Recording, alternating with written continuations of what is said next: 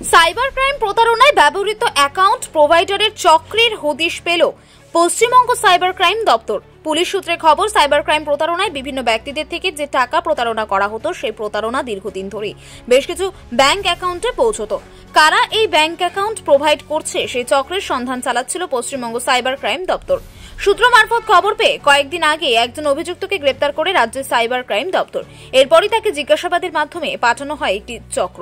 এরপর পুলিশ সূত্রে খবর, এই চক্র বিভিন্ন ভুয়ো কোম্পানি খুলে কোম্পানির নামে ব্যাংক অ্যাকাউন্ট তৈরি করত এবং সেই ব্যাংকে প্রতারণার টাকা ট্রানজ্যাকশন করত। ভুয়ো সংস্থার নামে কারেন্ট অ্যাকাউন্ট ব্যাংকে খোলা হতো, তার ফলে লক্ষাধিক টাকার উপর একদিনে ট্রানজ্যাকশন করতে পারত তারা।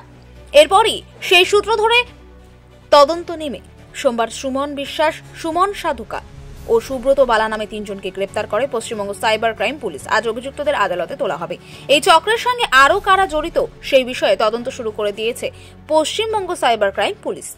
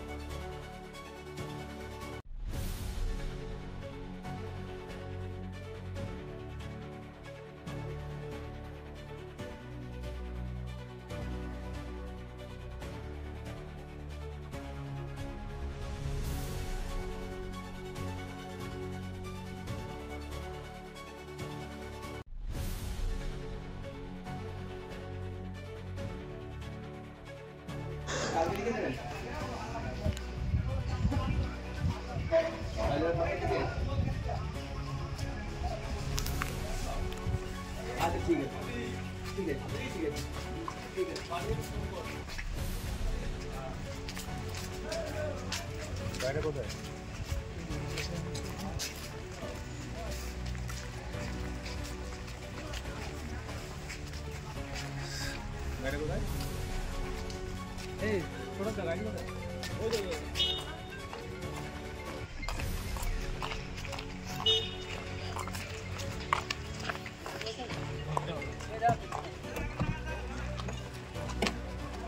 हेलो के আপনি কে